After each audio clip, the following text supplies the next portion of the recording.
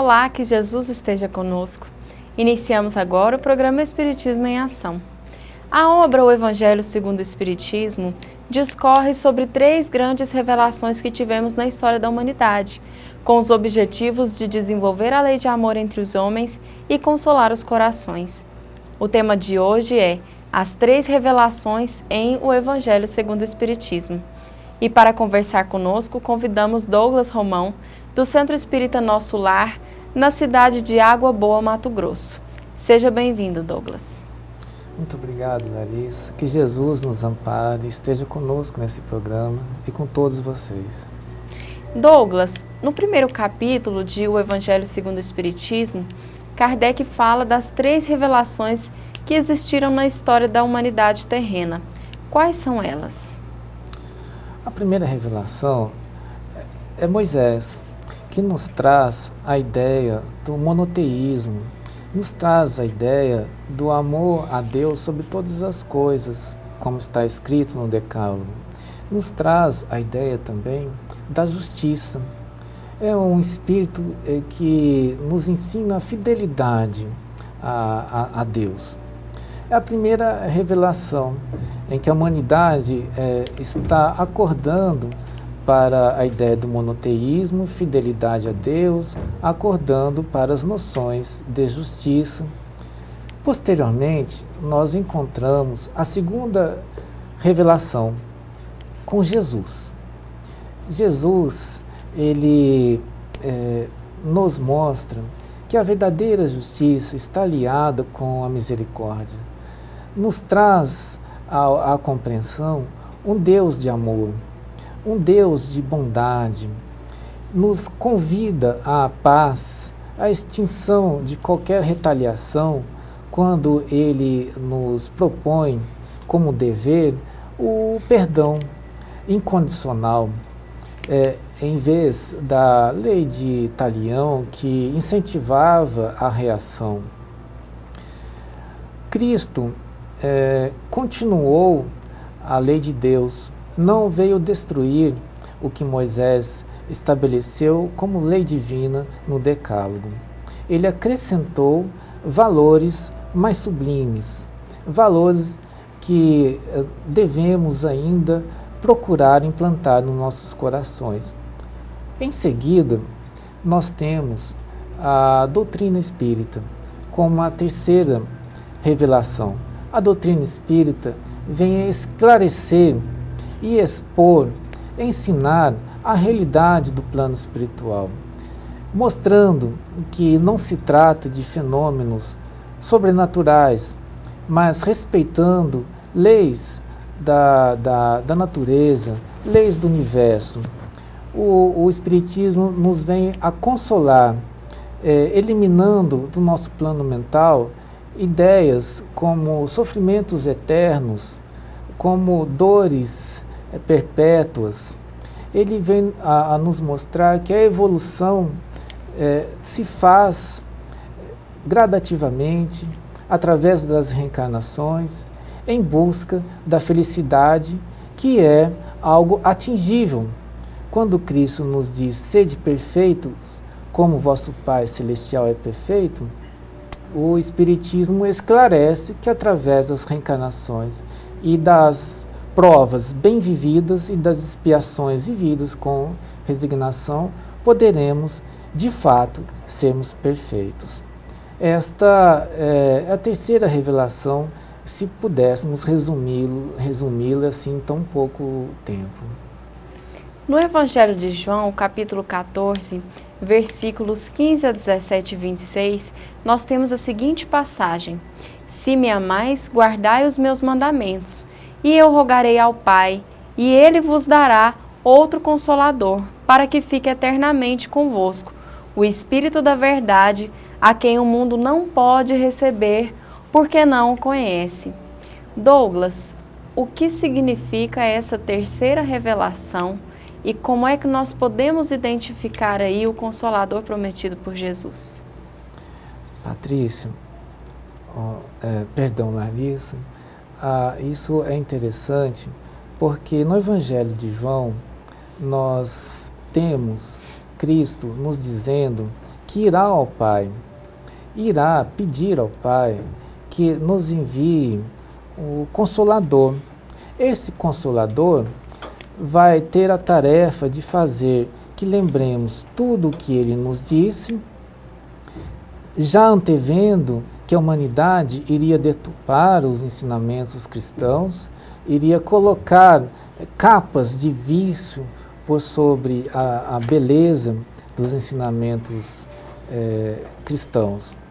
Ele já anteviu que o esquecimento iria dominar as almas depois, ao longo dos milênios.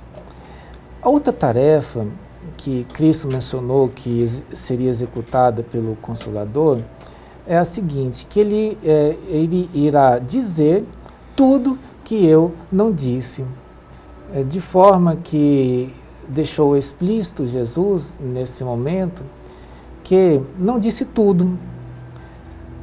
Ele modulou os seus ensinamentos de acordo com a capacidade daqueles espíritos que estavam, na ocasião, encarnados. Ele adaptou os ensinos na profundidade, na extensão, àquelas mentes e reservou para tempos futuros em que os espíritos estivessem mais maduros, as ocasiões de evolução científicas se tenham verificado, a preparação sociológica também, e ele deixou esses ensinamentos para quando estiverem os espíritos preparados. Assim vem a doutrina espírita. Ele vem ela vem a reviver o Cristo, nos trazendo de volta a pureza dos ensinamentos de Cristo, fazendo que nós venhamos a nos recordar dos ensinos. Essa é a primeira tarefa que ele mencionou do Consolador. A segunda, nós percebemos que o Espiritismo traz consolo, traz explicações, traz a realidade do plano espiritual que Jesus deixou implícita para o Consolador explicar a nós. Nós vamos agora para um breve intervalo e já voltamos. Continue conosco.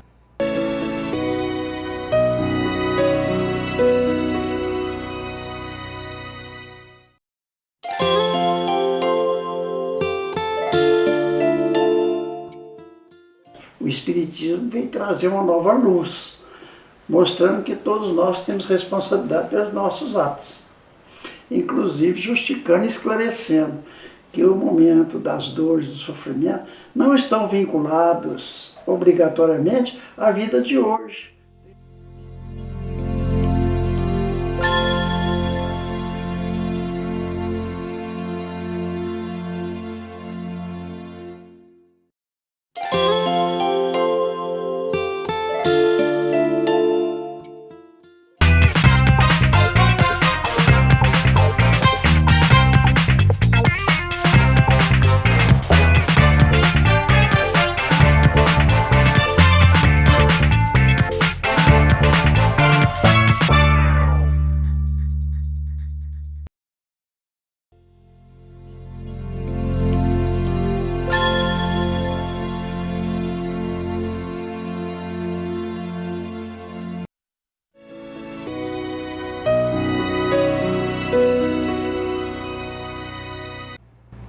Estamos de volta com o programa Espiritismo em Ação, conversando hoje sobre as 3 revelações em o Evangelho segundo o Espiritismo. Douglas, como as 3 revelações se interligam? Larissa, as revelações se interligam num sentido de continuidade, de cumprimento da lei de Deus. Jesus disse: não vi destruir a lei de Deus, mas dar a sua execução, realizar, cumprir a lei de Deus. E nós observamos que quando o Espiritismo advém no plano terrestre, ele também veio cumprir a lei de Deus, porque Cristo prometeu o Consolador. prometeu que esse Consolador viria. E como as promessas de Cristo são todas realizadas, o Espiritismo veio a cumprir a lei. E nós também observamos a relação entre elas da forma de contínuo e progressivo esclarecimento a respeito das leis universais. Nós temos um aprofundamento em cada uma delas de explicação e exposição das leis universais, fazendo que nós nos amoldássemos cada vez mais à vontade de Deus. Esta é a relação que podemos estabelecer nesse sentido. É importante mencionar que no capítulo 1 do Evangelho há uma comunicação de um espírito israelita que ele diz que Moisés abriu o caminho. Jesus, ele continuou a obra e a doutrina espírita irá concluir. E existe assim, então, um prosseguimento, não há interrupção, mas completo exaurimento da lei de Deus. Nesse contexto que você já começou a abordar, Douglas, é possível destacar a progressividade dessas revelações?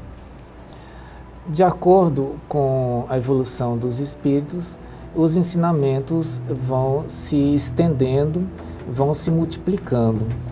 Nós observamos que essa progressividade está aliada à capacidade de amor que os espíritos têm, está aliada à capacidade de cumprimento de valores que Jesus deixou como programa de ação.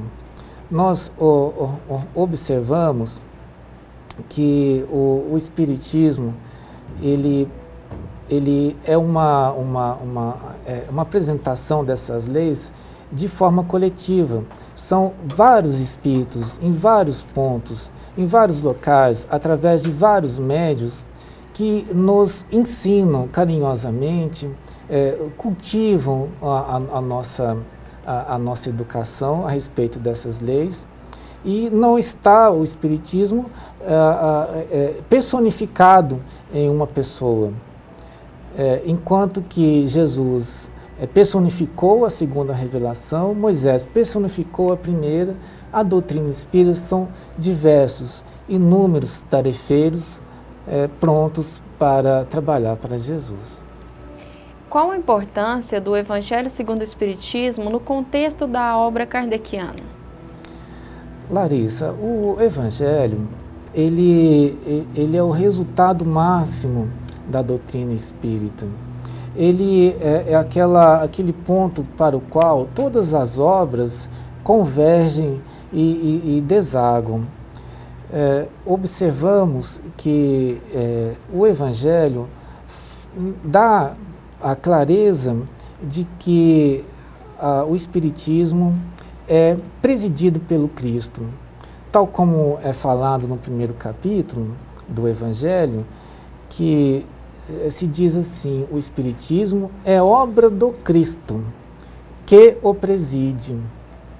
O Espiritismo, então, assim, é uma ação do Cristo, de novo nos falando da Boa Nova, e ele administra, ele preside, ele gerencia toda essa nova materialização da luz nos corações e nas mentes humanas.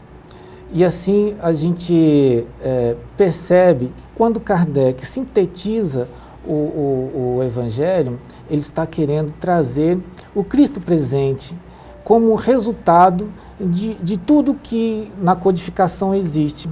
Mesmo que o Evangelho não seja o último livro da codificação, em termos de ordem lógica, ele é o máximo. Ele vem a concretizar aquela resposta dada no Livro dos Espíritos. Qual o nosso maior modelo que Deus deixou? A resposta é Jesus. e assim o Evangelho vem a trazer esse Jesus para que nos modelemos nele. Nós vamos agora para um breve intervalo. Continue acompanhando o programa Espiritismo em Ação.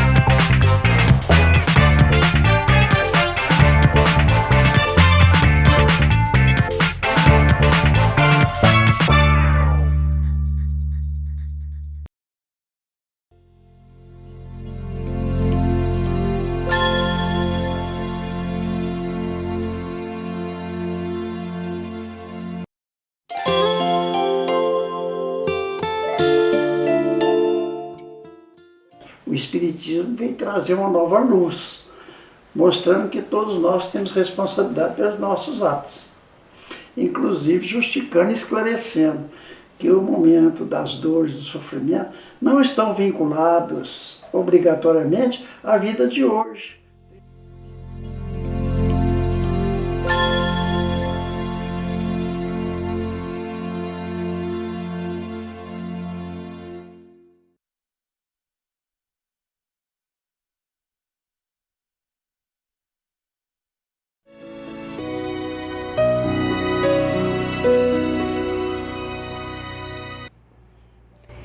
Estamos de volta com o último bloco do programa Espiritismo em Ação, falando hoje sobre o tema As 3 Revelações em o Evangelho segundo o Espiritismo.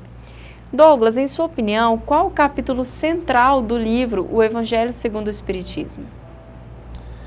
Larissa, na verdade, todos os capítulos, eles guardam importância fundamental. Eles guardam um comunicado, um ensinamento essencial para os nossos corações e a nossa evolução enquanto espíritos eternos. Mas é de ressaltar a relevância do capítulo 15, que fora da caridade não há salvação. É possível extrair do Evangelho um convite constante à prática, a colocar o desejo em ação, transpor o conhecimento para a atitude. A admiração que temos para o Cristo seja convertida em comportamento. E Jesus nos diz que por que me chamais Senhor, Senhor, Senhor, se não fazeis o que eu digo? Há então um interesse para que executemos o Evangelho. E o capítulo 15, ele diz que a execução do Evangelho, que é a caridade, é a condição sem a qual não existe a evolução. De nada nos dá proveito o conhecimento teórico extenso, profundo, a erudição completa de todas as ciências humanas, mas, como diz Paulo de Tarso, se não tiver a caridade, nada seria, né? A caridade, ela completa a evolução dos espíritos quando ela é praticada naturalmente, quando ela é praticada tão natural quanto o respirado do nosso. Em vez da caridade realizada por dever, que podemos dizer que já é um avanço, mas a caridade natural já revela evolução. E no capítulo 15, diz que a nossa salvação vem dessa caridade já naturalizada, o instinto, o hábito, o costume da caridade. E assim o Evangelho pode ser construído como essa abóbada no capítulo do capítulo 15. Talvez seja o mais importante, mas todos têm a sua relevância e importância imprescindível para a nossa consulta diária, para a nossa reflexão constante no dia a dia. Como é que nós podemos fazer, Douglas, um estudo sistematizado do Evangelho para que nós cheguemos a essas reflexões, a essas conclusões, um estudo verdadeiro? Larissa, uma das práticas que nos enche de alegria é o culto do Evangelho no lar. A tentativa de transformar o lar em um templo em que Jesus vai habitar. Se faz com uma leitura simples do Evangelho junto aos familiares em hora determinada e um comentário do texto lido juntamente com prece e água fluidificada. É um estudo coletivo junto à família. Também podemos estudar o Evangelho de forma sistematizada nos centros espíritas, nas palestras públicas e nos estudos oferecidos nos centros espíritas. Além disso, um dever do cristão é ter na sua memória, no seu coração, palpitando as palavras do Cristo. E para conseguir isso, a leitura do Evangelho há de ser uma atitude tão básica, tão imediata, quanto a de abrir os olhos e ver. Não vamos conseguir ver a beleza do universo se não tivermos Cristo dentro dos nossos corações. E assim, o estudo há de ser feito todo dia, há de ser feito sempre, ler, reler, meditar. Agora, isto é só um preâmbulo do estudo sistematizado. Nós observamos que os espíritos, quando são submetidos a instruções, as instruções são teóricas e também são práticas. Existem aulas práticas e assim devemos estudar o Evangelho praticando o Evangelho, vivendo o Evangelho, sabendo que quando Cristo disse aos discípulos que ide pregar o Evangelho a todos os cantos do mundo, porque estarei convosco até o fim dos tempos, então a nossa vivência do Evangelho tem que cultivar essa certeza que Cristo está conosco. Então o estudo pela prática também do Evangelho. Douglas, reforce para os nossos telespectadores qual a importância desta obra para o progresso da humanidade. Larissa, falar do Evangelho assim, uma grandeza que talvez não conseguimos detectar a dimensão dela, a importância desta obra. Nós estamos ainda percebendo as pequenas coisas do Evangelho. A vida nos faz que, gradualmente, o Evangelho se torne mais e mais sublime. E assim, a importância dele é tal que a humanidade vai fazer, ao executar o Evangelho, vai fazer aquela transformação necessária para o planeta regeneração. A importância é esta, que Cristo de novo está conosco. Cristo de novo fala conosco. Cristo está agora, para a nossa compreensão, mais próximo de nós. E sem o Evangelho não conseguiremos ter a salvação, porque Jesus disse: eu sou a verdade, o caminho e a vida. E a doutrina espírita vem reviver para a atualidade o que Cristo falou e que nós não tivemos condições de compreender naquela época, até porque ele não diz tudo, não é, Douglas? Ela é a alavanca pela qual tudo se explica de modo fácil, tal como está no capítulo 1, e é a alavanca que faz que tenhamos uma evolução mais segura, mais rápida, com menos sofrimento, com mais alegria. O Evangelho é como se pudéssemos almejar que nossa vida fosse só e tão só divulgar o Evangelho e praticar o que ele nos convida, assim seríamos felizes.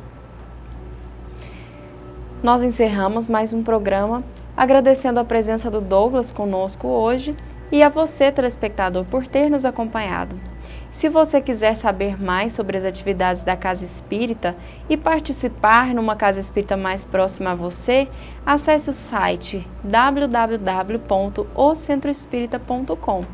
Nós desejamos uma excelente semana, com muita paz e que Deus nos ilumine.